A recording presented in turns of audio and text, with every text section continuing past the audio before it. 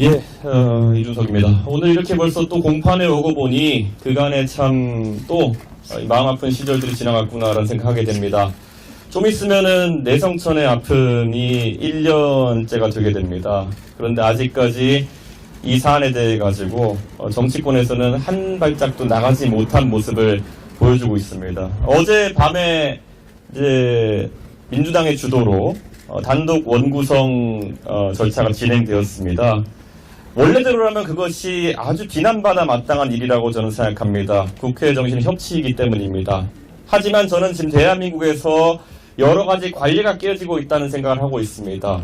첫째, 대통령이 언제부터 본인과 관계된 또는 대통령실이 관계된 특검을 막아세우는 것을 거부권으로 이렇게 해왔습니까? 과거의 대통령들도 본인에게 불편한 수사를 많이 겪어왔지만은 드루킹 특검도 그렇고 국정농단 특검도 그렇고 그런 사안만은 거부권이나 이런 걸 행사하지 않은 채 국민의 뜻에 맡겨서 특검을 진행하게 했습니다. 그런데 왜 하필 최상병 특검에 대해서만 이렇게 거부권이라는 정말 황당한 수단을 통해 가지고 절차 진행을 막는 것인지 다시 한번 묻고 싶습니다. 그렇기 때문에 국민의힘이 지금 이야기하는 소수 정당에게 법사위를 배분하는 과거의 관례를 적용하라는 말이 공허한 메아리처럼 들리는 것이 아닌가 이런 생각을 합니다.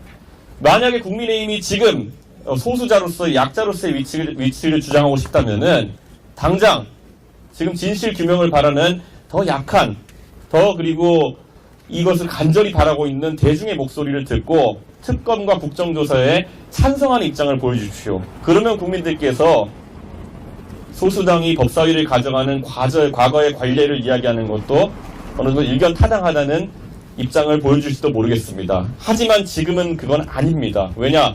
강대강의 대치로 맞설 것을 천명한 것은 오히려 정부 여당이기 때문입니다.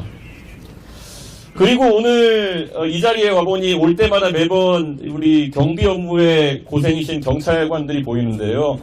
사실 어쩌다 보니 이렇게 마주하고 저희를 상대로 경비하는 모습을 지금 보이고 계시지만은 최상병 특검의 의미가 무엇인지는 다들 아실 거라 생각합니다. 공무원이든 군인이든 충분한 안전이 확보되지 않은 상황에서 상관의 공명심에 따라서 직무에 투입되는 것을 앞으로는 막기 위한 법이 최상병 특검법입니다.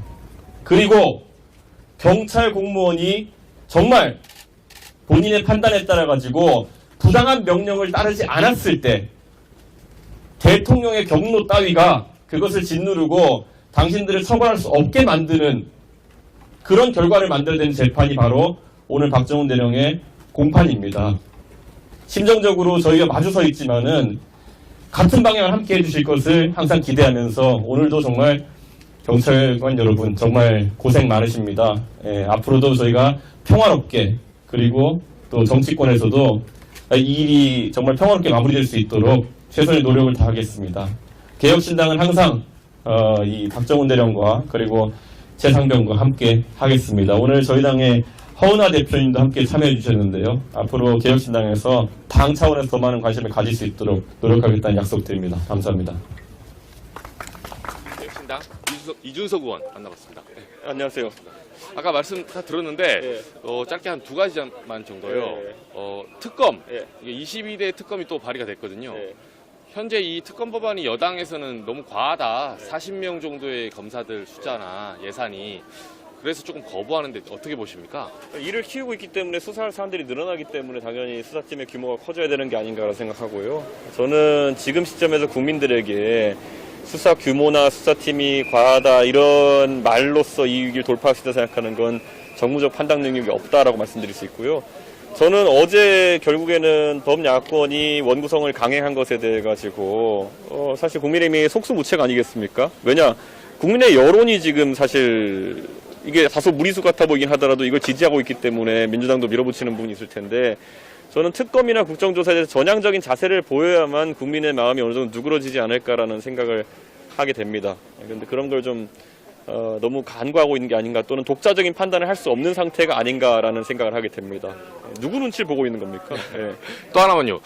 어제 이제 들어온 소식이었는데 임성근 전 사단장 예, 예. 어제 탄원서를 제출했어요. 부하들에 대해서. 예, 아까 김기현 변호사도 얘기했지만 정말 부끄러운 얘기입니다. 결국엔 임성근 사단장도 지금 본인이 독자적인 어떤 이 사건에 책임지는 행동을 하는 것을 못하고 있지 않습니까? 그것이 두려움입니까? 아니면 미련입니까? 그런데 저는 그 상황에서 책임 있는 사령관으로서의 모습을 보이는 그런 입장문을 냈다는 게 저는 그 탄원서가 진실돼 보이지는 않습니다. 그러니까 오히려 진실돼 보이려면은 행동으로 보여줘야 되는 게 아닌가 이런 판단을 하게 됩니다. 그리고 오늘도 보면은 핵심 증인인 정종범 부사령관이 지금 불출사유서를 제출했다는 얘기가 있던데 저는 이게 그것도 그러면 정종범 부사령관의 본인의 판단인지 아니면은 다른 사람의 판단인지 모르겠으나 저는 명예롭지 않은 선택이다. 저는 그렇게 생각합니다. 어떻게 보면은 부하 장교인 박정훈 대령은 지금 1년에 가깝게 이것 때문에 고통을 받고 있는데 어떻게 해병대는 모든 윗선이 이렇게 책임감 없이 행동할 수 있느냐 이런 지적을 할 수밖에 없습니다. 그래서 지금 다시 한 번 말하자면 우리나라의 돌격 상륙부대가 되어야 되는 해병대 사기가 이렇게 말도 아닌 상황으로 가서야 어떻게 사실 이게 안보가 철저하게 지켜지고 있다는 말 할 수 있겠습니까? 최근에 안보 위협이 가해지면서 사실 대통령은 뭐 강경 대응을 주문하는데 이게 안보도 사람이 하는 건데 지금 과연 우리나라 최정예 부대 중에 하나인 해병대에서 장병들이 그렇게 일치 단결해가지고 대북 대응태세에 가져갈 수 있겠느냐 솔직히 걱정입니다. 지금 해병대 1사단 같은 경우에는 포항에 주둔해 있지만은 해병대 2사단 같은 경우에는 경기 서부 지역과 김포, 강화도 방위, 도서 방위 이런 거 하고 있는데 사실 뭐 풍선이든 뭐든 날라와도 초기 대응을 해야 되는 최일선 부대가 해병대 2사단일 텐데 이런 해병대 지휘부의 혼선이나 이런 것들이 안보 태세에 부정적인 영향을 끼치지 않기만을 바랄 뿐입니다. 바쁘신데 마지막 하나면요. 예. 지난번에 지난 공판 이후에 현재 거짓말 논란이 좀 예. 드러났어요. 예. 그러니까 윤석열 대통령이 8월 1일 당일에만 예. 이종섭 장관과 예. 세 차례 통화를 했고 신원식 국방부 장관도 통화 안 했다고 예. 국방위에서 말씀하셨는데 예. 통화 기록상으로는 사실로 나왔거든요. 좀 22대 국회에서는 어떻게 보십니까? 사실 뭐 통화한 상황 자체가 기밀이기 때문에 그렇게 숨길 수밖에 없었다라 주장한다면은 뭐 어느 부분은 이해할 수도 있겠지만은 다만 지금 이 모든 게 문제되는 이유는 이런 진실규명 절차에 전혀 협조하지 않고 있고 심지어 법원에서도 이런 것들이 협조 안 하고 있기 때문에 계속 이런 지적을 하는 거 아니겠습니까?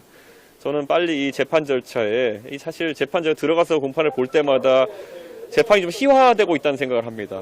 이 사실관계가 이미 명확해지고 핵심 증인들의 증언만으로 이제 끝날 수 있는 사안인데 불출석과 회피로 이렇게 모든 것을 일관하는 이런 군인들 전 참 안타깝습니다.